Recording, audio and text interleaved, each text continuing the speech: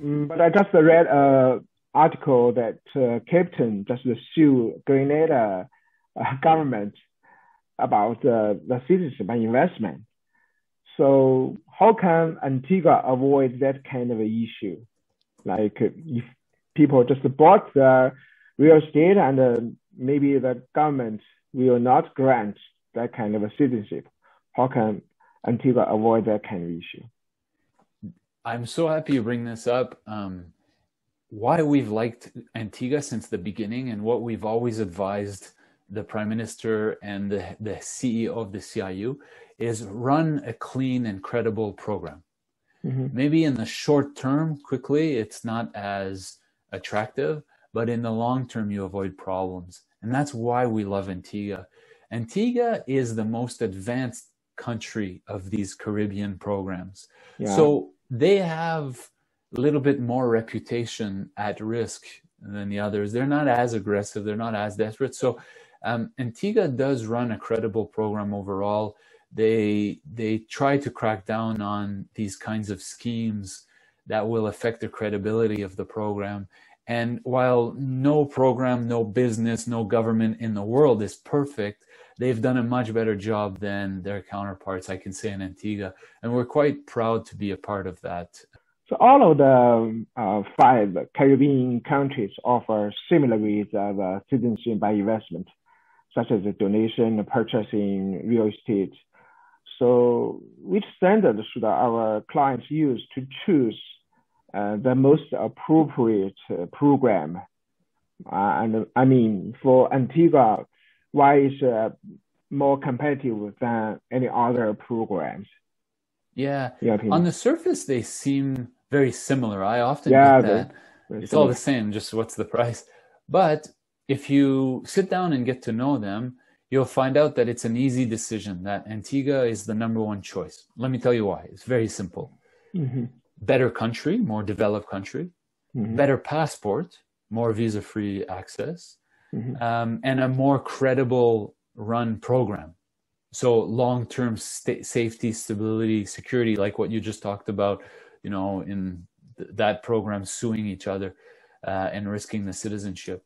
So all of these things make it's very easy. It's competitively priced, but it's the best country, best passport, best program. There's no argument about it. Okay. So Antigua is also like crypto-friendly country. It named Kevin I, the billionaire of online gambling, as the special economic envoy. Can you explain how Antigua supports this kind of business and any advantages of setting up companies in Antigua? Yeah, so the Prime Minister of Antigua, his name is Honorable Gaston Brown, and he is the most vocal proponent of cryptocurrency in the Caribbean. And the reason is that right now, the global financial system, it's very difficult to move money from one place to another. And that's because of regulations that have been built up over the last 50 and even more years. And then right now, it's mostly controlled by the US government through the US banks. Yeah. And so these countries, small countries like Antigua, are having to they have no choice but to find more convenient and more practical solutions to get money in and out of their own country. And cryptocurrency is one of those most viable and readily available solutions, right? So Antigua has developed this reputation to be friendly to cryptocurrency over the especially last 2 years, but over the last 5-6 years. And this guy, Calvin Ayre, as you mentioned, well, he's originally from Canada. Yeah. And he created this online gambling company in the late 1990s. And in the US, it used to be illegal to do online gambling, all gambling, or some gambling. And so what happened, he moved to Antigua, where many countries in the world, it's legal to do gambling, online gambling. I know in China, most of your audience, it's not, but most countries, it's fine. Yeah. So this guy moved to Antigua because it was legal and there was no taxes.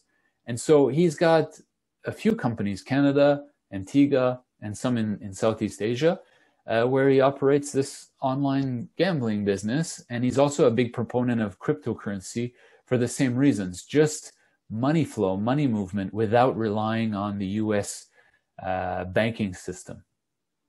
Okay, so they have set up a bank system, like they can transfer the money from bank to cryptocurrency and like vice versa. Yeah, so more and more of our clients are asking to register companies in Antigua to trade crypto. And so it's just from your bank account, you can transfer money into your crypto wallet, do your crypto trading within this company. It's like a holding company, a financial company. And then when you're ready to cash out, you just bring the money back and it's your money. It's just easy. And crypto doesn't have such a negative stigma in Antigua that we can do these kinds of transactions. Yeah. So how long does it take to set up an Antigua company? Right now, it's difficult to say because of pandemic, but typically 1 to 2 months, you should have a registered company and operational company. Okay. Can you tell us more about Antigua due diligence standard?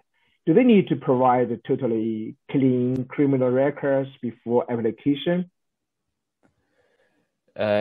Yes. I mean, yes and no. In some cases, if there's a criminal record, it can be fine. Like the government has very clear rules for refusing an applicant. It's very black and white. There's not much room for interpretation. And one of them is that if a client was charged with a crime where the maximum custodial penalty is more than 12 months prison, then that leads to a refusal. But the reality is there's a lot of, let's say, in each case, sometimes it's a lot of legal jargon, and the clients sometimes think, oh, I only did a probation or paid a fine, I'm fine. So it can be very complicated and convoluted. So in that instance, like, yeah, sure, we always ask for a clean police record, a criminal record, a police certificate. But if ever the client doesn't have that or can't get that, we work with them on a one-on-one basis to really understand, okay, what transpired here, what's the case, and then we can assess whether it's feasible or not. So that's what anybody who has those question marks, let's say, I would say to contact us one-on-one and we can evaluate case by case. Okay. So Antigua has 165 countries visa-free, and it is almost the best in Caribbean countries. Do they try to get more visa-free countries? I know Antigua used to be visa-free for Canada, right? And do they try to regain the visa-free access? Yeah, so you're right. Like in 2014 or 15, Canada just, with all the Caribbean countries, wiped out the visa-free agreement. And we've had started reworking on that just before the pandemic, actually. And that's what put everything on hold. But as soon as travel restrictions to Canada are lifted again, we're going to start those discussions again, let's say. And I'm going to correct a small thing that you said. You said almost the best passport in the Caribbean. Not almost. Okay. It is the best passport in the Caribbean. And so, yeah, they're constantly trying to get more agreements. For example, not too long ago, a year ago or 2 years ago, they signed on with Russia, United Arab Emirates and India. And they continue to work like they're working with a few other big countries to constantly improve their visa-free treaty. Apparently, they're even in negotiations with China at the moment. Okay. So if we can get China visa-free, it will be a very big advantage. Yeah, absolutely. I hope it can push through. And these things take time. It's very bureaucratic, and governments are mostly focused on COVID right now. But hopefully with time we can get that done. Thank you so much. Thank you for today's joining our webinar. Thank you. 谢谢 Thank you, John. It's a pleasure. Thanks for your time, and we'll talk to you soon. Okay, bye. Bye-bye.